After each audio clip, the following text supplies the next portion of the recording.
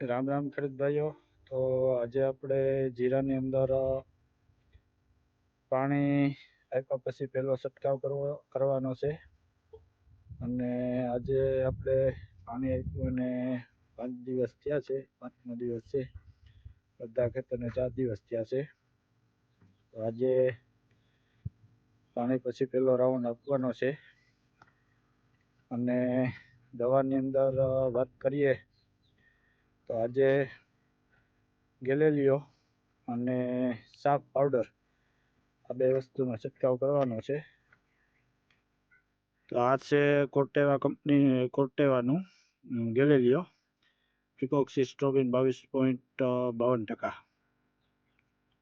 અને આને જીરાની અંદર 50 દિવસે જો છંટકાવ કરવામાં આવે તો બહુ સારું રિઝલ્ટ મળે.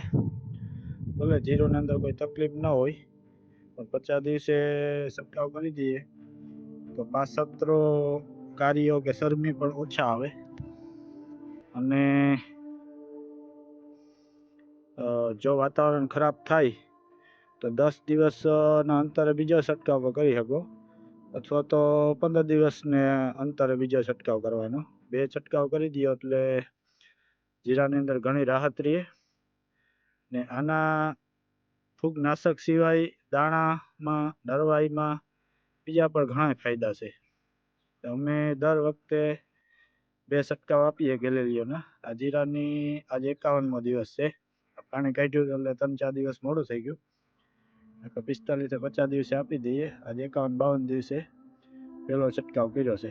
અને આની હારે નાખ્યું છે સાપ, જેથી કરીને ઠાર જીરામાં ઓછા બેસે.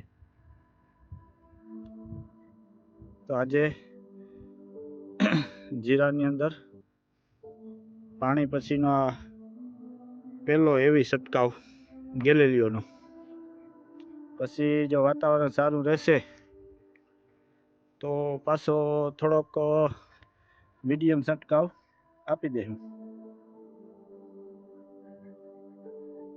આવું છે. અને 5મો દિવસ છે જીરાને પાણી આપ્યું ને.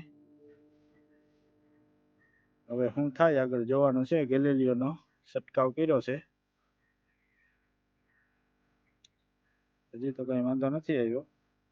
આની અંદર અમુક ટકા જ ક્યાંક લીલા સુકારાનો છોડવો છે, બાકી કોઈ તકલીફ નથી.